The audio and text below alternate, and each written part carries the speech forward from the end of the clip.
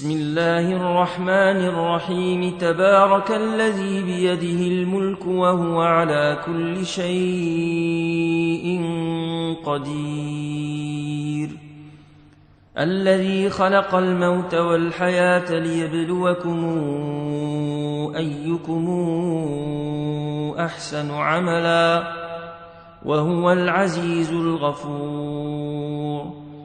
الذي خلق 7 سماوات طباقا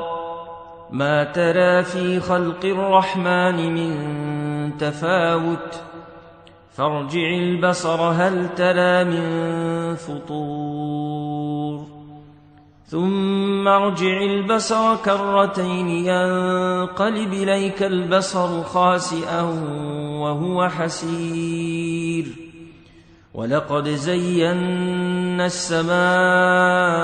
الدنيا بمصابيح وجعلناها رجوما للشياطين وأعتدنا لهم عذاب السعير وللذين كفروا بربهم عذاب جهنم وبئس المصير إذا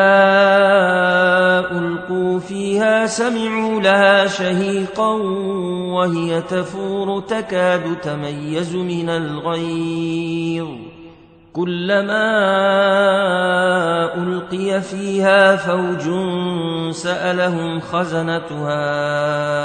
ألم ياتكم نذير قالوا بلى قد جاءنا نذير فكذبنا وقلنا ما نزل الله من شيء إن أنتم إلا في ضلال كبير وقالوا لو كنا نسمع أو نعقل ما كنا في أصحاب السعير فاعترفوا بذنبهم فسحقا لأصحاب السعير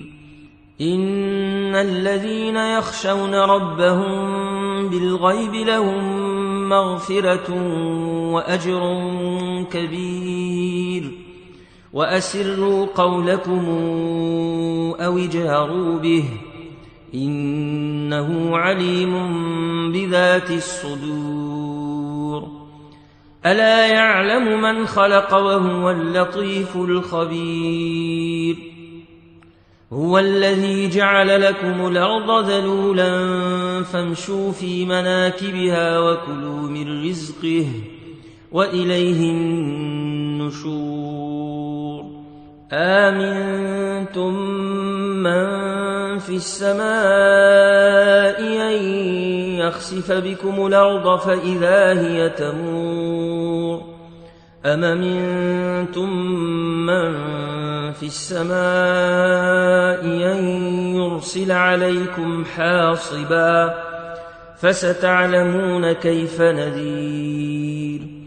ولقد كذب الذين من قبلهم فكيف كان نكير أولم يروا إلى الطير فوقهم صافات ويقبضن ما يمسكهن إلا الرحمن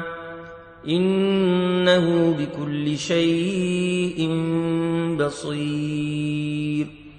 أمن هذا الذي هو جند لكم ينصركم من دون الرحمن إن الكافرون إلا في غرور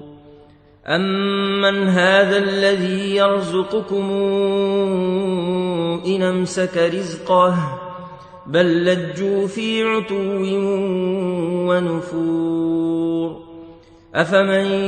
يمشي مكبا على وجهه أهدى أمن يمشي سويا على صراط مستقيم قل هو الذي أنشأكم وجعل لكم السمع والأبصار والأفئدة قليلا ما تشكرون قل هو الذي ذرأكم في الأرض وإليه تحشرون ويقولون متى هذا الوعد إن كنتم صادقين قل إنما العلم عند الله وإنما أنا نذير مبين فلما رأوه زلفة سيئت وجوه الذين كفروا وقيل هذا الذي كنتم به تدعون قل رأيتم إن أهلكني الله ومن معي أو رحمنا فمن يجير الكافرين من عذاب أليم قل هو الرحمن آمنا به وعليه توكلنا فستعلمون من هو في ضلال مبين قل رأيتم إن أصبح ماؤكم غورا فمن ياتيكم بماء معين